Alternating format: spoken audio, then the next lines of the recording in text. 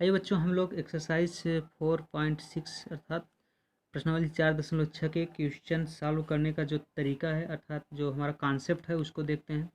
Introduction इसका देखते हैं क्या है। इसमें क्या करना है, इसमें हमें दो या तीन कुछ भी हमारे लीनियर इक्वेशंस होंगे, रैखिक समीकरण होंगे। उन समीकरणों को हमें अवयव विधि से हल करना होगा अर्थात अवयव के व्युत्क्रम द्वारा रैखिक समीकरण निकाय का हल निकालना होगा एक्सरसाइज 4.6 में। तो इसमें हम करेंगे कैसे, मान लीजिए कि हमारा क्या है रैखिक समीकरण निकाय। निकाय मतलब कई सारे रैखिक समीकरण। तो हमारा क्या है रैखिक समीकरण, समीकरण निकाय मान लो क्या है a11x1 plus a12x2 plus a13x3 plus इस तरह से a1n xn बराबर b1। ये हमारा एक इक्वेशन है, एक समीकरण है। क्या है, लीनियर इक्वेशन है, रैखिक समीकरण है। रैखिक समीकरण क्यों है, क्योंकि x की पावर 1 है। जब x की पावर 1 होती है तो हमारा क्या होता है, लीनियर इक्वेशन रैखिक समीकरण होता है। ये हो गया। दूसरा हमारा रैखिक समीकरण है a21 x2। अच्छा x1 क्यों, क्योंकि x1 x2 x3 ये है, लेकिन यहाँ पे क्या हो जाएगा x1 फिर प्लस a21 है a22 x2 plus a23 x3 plus इस तरह से a2n xn बराबर b2। ये समीकरण 2। अब देखो ये x1 x2 x3 जैसे समीकरण हमारा होता है रैखिक समीकरण ax plus B Y plus C बराबर 0 इस तरह से होता है ना। x अलग है y अलग है तो यहाँ पे हमारा x1 x होगा, x2 y होगा, x3 कहीं z होगा, इस तरह से कहीं कुछ और होगा। इसका मतलब ये हमारा अलग अलग क्या है, वेरिएबल्स है, अलग अलग चर हैं। रैखिक समीकरण है, अलग अलग चर हैं। ये x हो सकता है, y हो सकता है, ठीक है। ये हो गया। और इसी तरह से इसका मतलब हमारे पास कई सारे जो है रैखिक समीकरण हो गए। और ये है an1 x1 plus an2 x2 plus इस तरह से यहाँ पे an x n बराबर bn। ये हमारा क्या है, लीनियर इक्वेशन है, रैखिक समीकरण।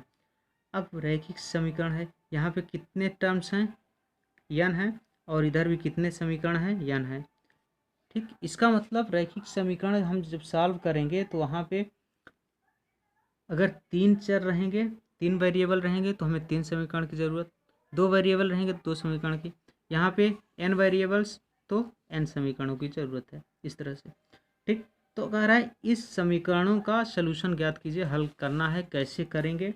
तो आइए देखते हैं। सबसे पहले क्या करेंगे, इन रैखिक समीकरणों को जो है हम आव्यूह रूप में कन्वर्ट कर देंगे, आव्यूह रूप में व्यक्त करेंगे। आव्यूह में जब व्यक्त करोगे तो एक आव्यूह बनेगा x के जो वेरिएबल्स होगा उसके कॉफिशिएंट का, एक बनेगा x का और एक बनेगा इधर जो वैल्यू आ रही b1 b2 b3। तो ये हो जाएगा, मान लो a11 a12 इस तरह से a1n, इधर हो जाएगा a21 a22 इस तरह से a2n, ठीक। फिर इस तरह हो जाएगा an1 an2 और यहाँ पे ann। ये हमारा एक समीकरण आव्यूह बना।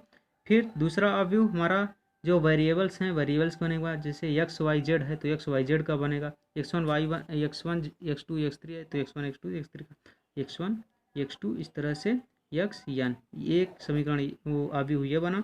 फिर एक आव्यूह बनेगा जो इधर जो है राइट हैंड साइड में हमारा वैल्यू है, क्या है b1 b2 कांस्टेंट वाला अर्थात यहाँ पे bn।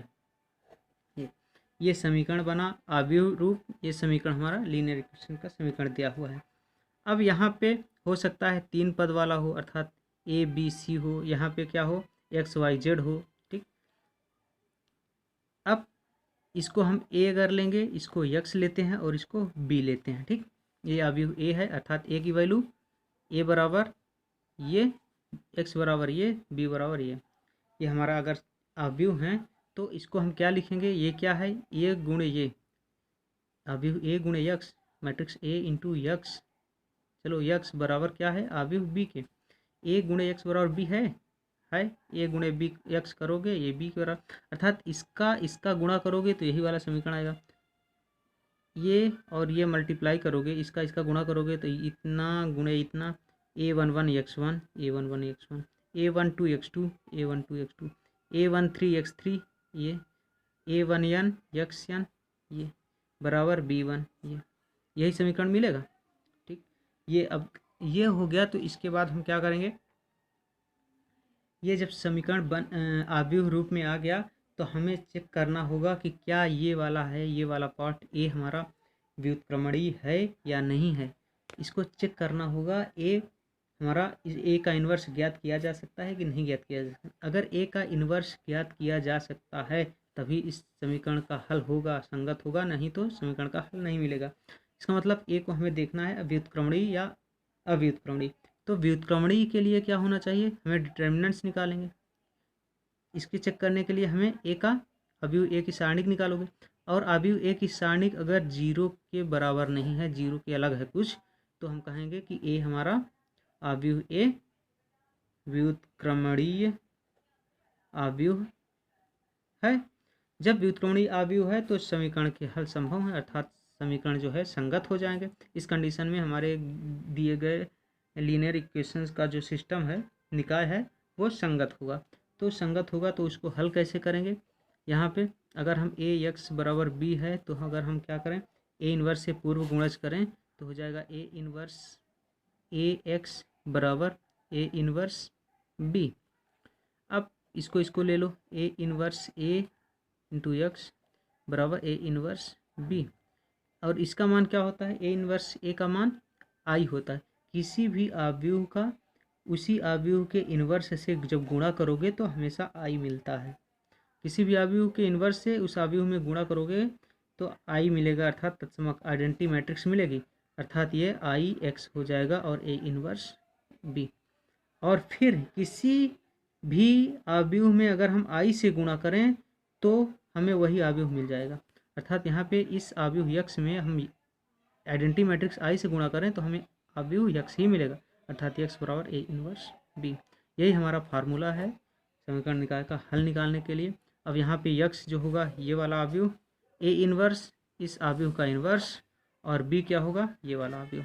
ठीक, अब इसको रखेंगे और इन दोनों का अर्थात इसका इन्वर्स और इसका प्रोडक्ट निकालेंगे, और फिर यक्स बराबर जो आएगा इन दोनों की अवयवों की तुलना कर दोगे, बराबर कर दोगे, तो जो है इस x1 की वैल्यू निकलेगी, x2 की वैल्यू निकलेगी, x3 की वैल्यू, इस तरह से हमें सोल्यूशन मिल जाएंगे। ठीक, अब यदि क्या हो जाए, a का डिटर्मिनेंट से 0 हो जाए, ये था एक केस कि जब डिटर्मिनेंट निकालो तो 0 ना हो तब तो समीकरण के हल निकल गए, संगत हो गया। अगर हम क्या हैं कि डिटर्मिनेंट्स हमारा 0 हो जाए, इस कंडीशन में हम क्या करेंगे, इस कंडीशन में हम जो है एड्ज ए इंटू बी निकालेंगे।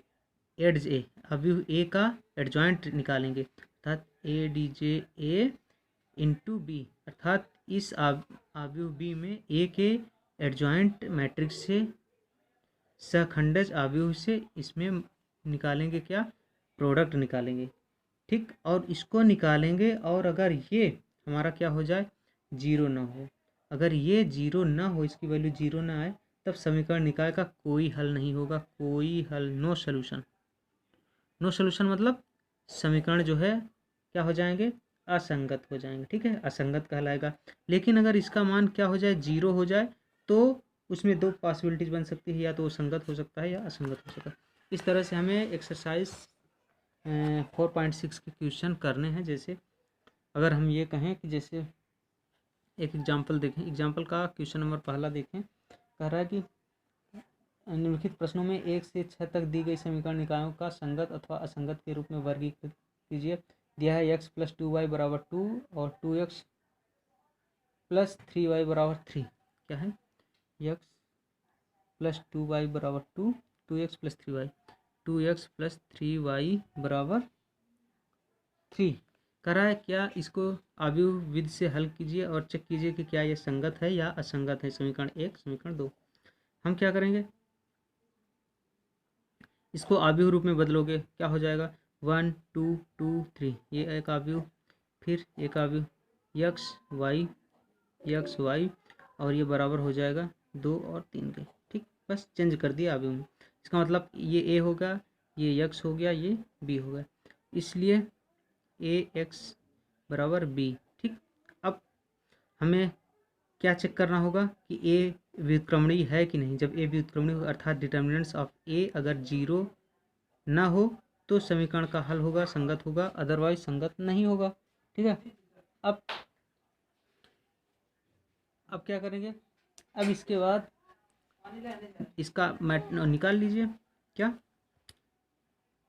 डिटर्मिनेंट्स ए निकालिए, हो जाएगा 1 2 2 3। इसको सॉल्व करो, 3 एकम 3 माइनस 2 दूनी 4, कितना आ गया -1। -1 आ गया, इसका मतलब -1 हमारा ये इज नॉट इक्वल टू 0। इसका मतलब डिटर्मिनेंट्स ए जो है 0 नहीं है, इसलिए क्या हो जाएगा, अवयव ए व्युत्क्रमणीय होगा।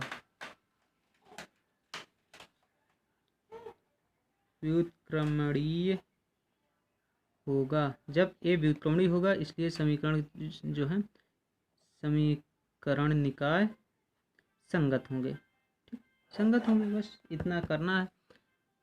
उसके बाद फिर जो है अगले वाले वीडियो में हम जो है बताएंगे किस तरह से इन समीकरणों को अगर संगत हो गया तो कैसे सॉल्व करते, कैसे हल करते हैं उसको हम।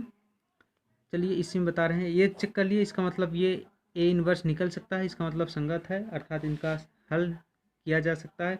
इसलिए अब हमें क्या निकालना होगा, अब हमें ए इनवर्स निकालना होगा। क्यों, क्योंकि एक्स बराबर ए इनवर्स बी, यही हमें हमारा हल होता है, इसलिए अब हमें ए इनवर्स निकालना होगा। ए इनवर्स क्या होता है, ए इनवर्स निकालने के लिए हम क्या करते हैं, 1 determinants of A into adj A. A inverse ये होता है, क्या ए इनवर्स बराबर 1 determinants of A and adj of A. इसका मतलब हमें इसको निकालना होगा, ये तभी तो इसमें हम इसका मान रखेंगे तो हमें ए इनवर्स मिलेगा।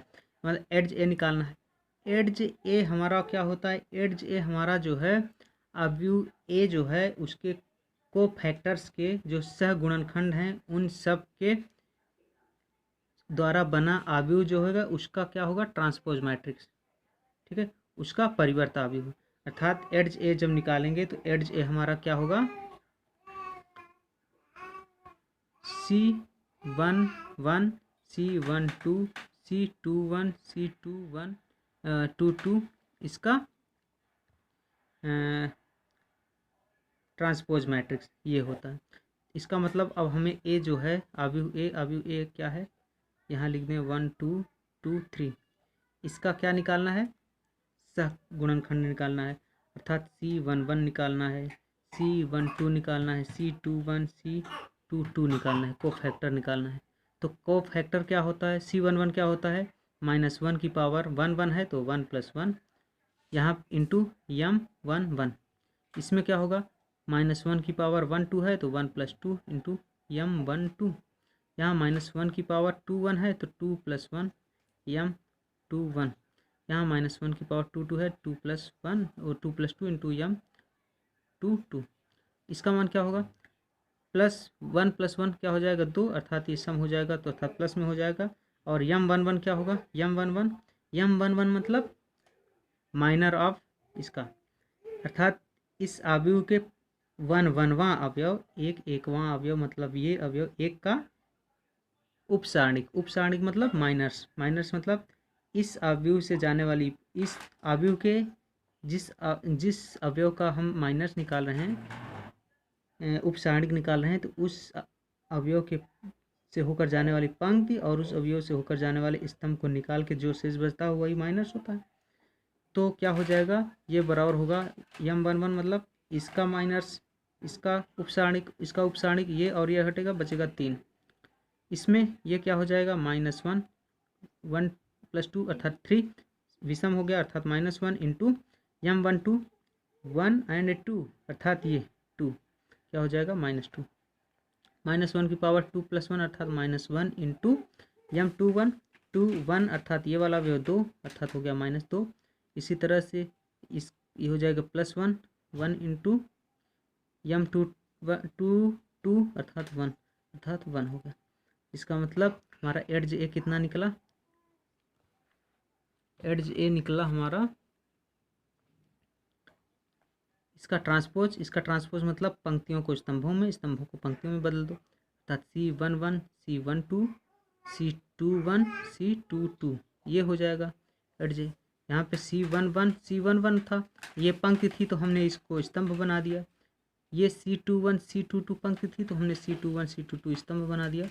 ये हमारा एड्ज ए। इसका मतलब इसकी वैल्यू निकालोगे तो C11 क्या है, 3 है, C12 -2, C21 -2 और C22 1।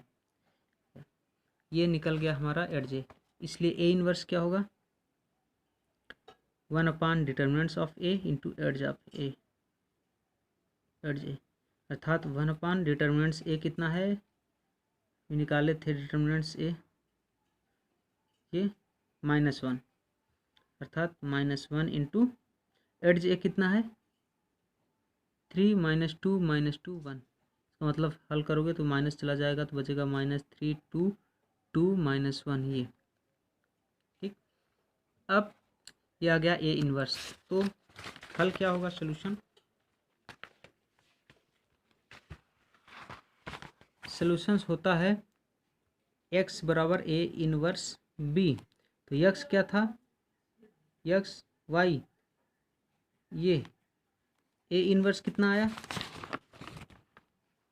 -3 2 2 -1, -3 2 2 -1 ये हमारा ए इनवर्स आया। और b कितना है, b है हमारा 2 3, b है हमारा 2 3 ये चीज़। इसका मतलब जब इसको गुणा करोगे तो ये हो जाएगा, इधर और इधर चलोगे, इधर चलोगे, 3 दूनी 6 -6 प्लस 3 दूनी 6 प्लस 6, और बस इधर से चलोगे 2 दूनी 4 -3 कम 3, ये कितना हो गया 0 और 1। इसलिए x बराबर 0 y बराबर 1, यही हमारा आंसर होगा, यही सलूशन। अब चेक कर लो कि क्या जो आंसर निकला है सही है कि गलत है। तो इसको चेक करने के लिए क्या करोगे, जो समीकरण दिए थे, समीकरण क्या थे, x + 2y बराबर 2, x + 2y बराबर 2, और थे 2x + 3y बराबर 3, 2x + 3y बराबर 3। इसका सलूशन ये आया है x बराबर 0 और y बराबर 1।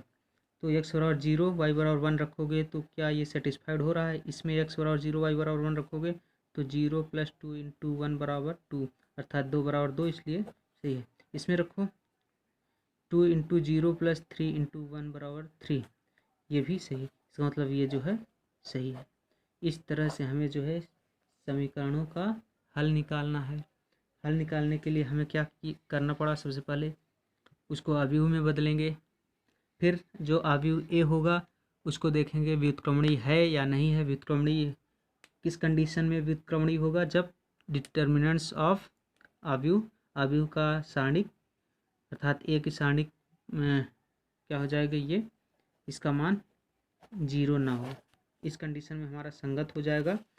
और फिर जब ये हो गया तो हमें निकालना होता है ए इनवर्स। ए इनवर्स कब निकलेगा, ए इनवर्स बराबर होता है 1 determinants of A into adj of A. अब एड्ज ए कब निकलेगा, जब हम इस अवयव ए के कोफैक्टर निकालने, C11 C12 इस तरह से निकालने, क्या सहगुणनखंड निकालने। तो सहगुणनखंडों द्वारा बने अवयव का परिवर्त ट्रांसपोज क्या होता है, एड्ज ऑफ ए निकल जाएगा। फिर एड्ज ऑफ ए निकल गया तो ए इनवर्स निकलेगा, इनवर्स निकल जाएगा तो हम x बराबर ए इनवर्स बी रख के हम आंसर या सॉल्यूशन या रूट्स निकाल लेंगे। इस तरह से हमारा ये जो है एग्जांपल्स हुआ। अब इसके बाद नेक्स्ट वीडियो में हम जो है 4.6 के कुछ क्वेश्चन सॉल्व करेंगे।